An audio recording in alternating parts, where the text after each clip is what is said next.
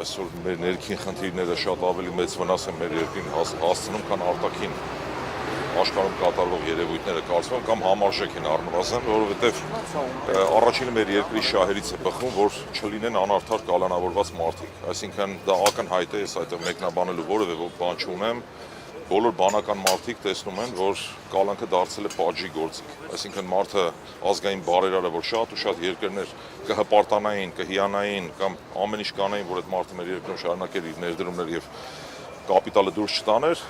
կալանավորել են եւ շուրջ 9 ամիս անարդար կալանքի տակ է գտնվում Սամվել Կարապետյանը, դա մեր երկրի խայտառակությունն է բառից բուն իմաստով։ Այսինքն սա ակնհայտ է, մեկնաբանելու ոչինչ չկա եւ նման քայլերը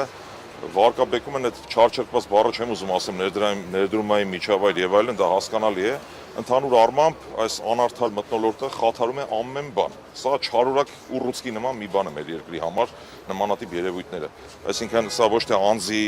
ուժեղ Հայաստան կուսակցության խնդիրն է կամ մեր խնդիրն է անձնական, սա մեր երկրի խնդիրն է ընդհանրապես։ Իսկ ինչ վերաբերում է արտաքին երևույթները այս բանին այդքան վնաս չեն կրկնեմ, ինչքան ապօրինի կալանավորված մարդկանց առկայությունը մեր երկրում եւ այլն։ Իսկ ինչ ակնկալիք ունեք դատարանից այսօր երիտասարդական վախտեստ։ Գիտեք, ընդհանրապես ես հակված եմ լավատես լինել եւ կարծում եմ մեր ազգի մեջ չեն վերացել արդար դատավորներ եւ հույս ունենք, որ ամեն ինչ նորմալ կլինի։ Վատատես չեմ ամեն դեպքում, հույս ունեմ, որ ամեն ինչ նորմալ կլինի։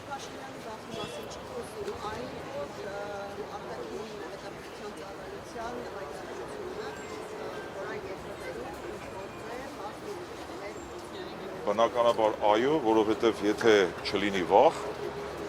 ինչու պետք է մարդուն անարդար կերպով պահեն կալանքի տակ։ Այսինքն, եթե որևէ անձ մրցակից վտանգ չի ներկայացնում,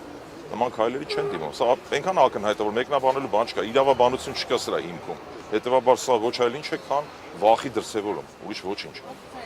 Ում է ուղղված արտաքին հետախուզական ծառայության այդ հայտարարությունը եւ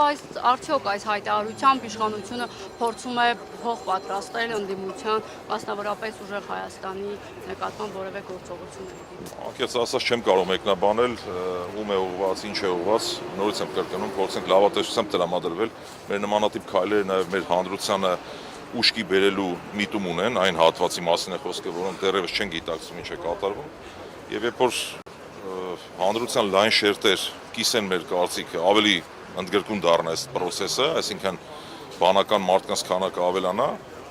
բնականաբար որևէ մեկը որևէ բան չի կարող անել անարդար, ապօրինի եւ այլն եւ այլն։